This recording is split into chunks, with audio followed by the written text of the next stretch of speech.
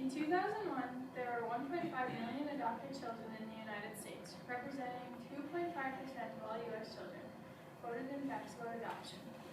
There are many kids up for adoption. Adoption is a very good alternative if you're not able to have your own kids or if you don't want to go through pregnancy. There are many benefits of adoption and many different types that you can go through. Some believe that adoption is not a wise choice, but there are always ways to help you get through the experience. As stated on AmericanAdoptions.com, there usually comes a point in a couple's life when they're ready to have a kid or start a family. Due to infertility, though, it's not possible for some couples to conceive their own child. After they find out this information, most try to go through infertility treatments. Unfortunately, infertility treatments are expensive and usually unsuccessful. When it gets to this point, couples usually don't care anymore, they just want their kid. And this is the point where they turn to adoption. Not only does adoption benefit the couple that is not able to conceive, but also the child being adopted. Whether young or a little bit older, the child will be thankful and happy to know that they are wanted and will be loved for the rest of their lives. Adoption helps the kids live their life to the fullest and do things that they more than likely wouldn't be able to do in foster care. Next, I will explain the different types of adoption that are available. There are many different types of adoption: foster adopt, infant adoption, international adoption, open adoption, and closed adoption. Stated by the National Adoption Center, foster adopt is a form of adoption where a child will be placed in your home as a foster child, but with the expectation that he or she will be legally free and available to be adopted by you. There are more people wanting to adopt infants than there are infants available to be adopted. This type of adoption is known as infant adoption. Many people who want infants will try to adopt through an intermediary such as a lawyer, physician, or another facilitator, rather than a licensed adoption agency. This is known as an independent adoption, which is legal in most but not all states.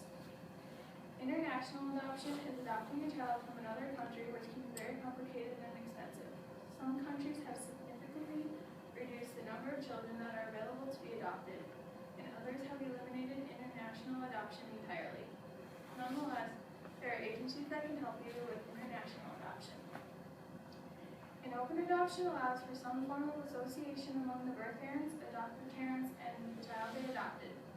This can range from picture and letter sharing to phone calls, to contact through an intermediary, or open contact among the parties themselves.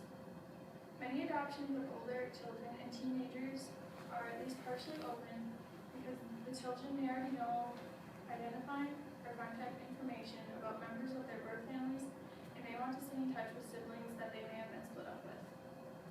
A closed adoption is one where no identifying information about the birth family or the adoptive family is shared between the two, and there is no contact between the families.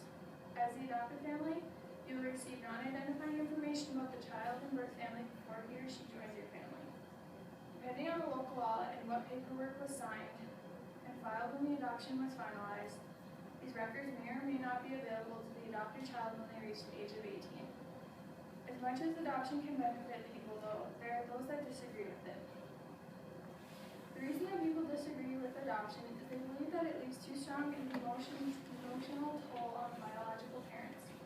Also that when the kids grow up, they might want to find who their biological parents are and try and search for them, possibly putting them in danger or also leaving them with the emotional toll that could damage them mentally. But though some people believe that adoption isn't the right choice, there are ways to help the mothers and fathers that have gone through this experience. Found on birthmotherresources.com, there are support groups, usually not nationally but locally, that mothers and fathers are able to attend.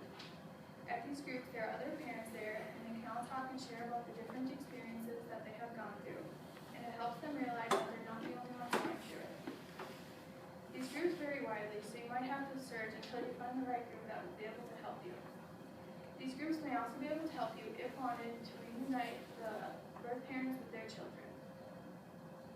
As you can see, adoption is a very good alternative to certain situations and can help many people on both sides of it. Adoption can give a child the chance to live the life that they dream of by having a family who loves them and knowing that they are wanted and cared for by people.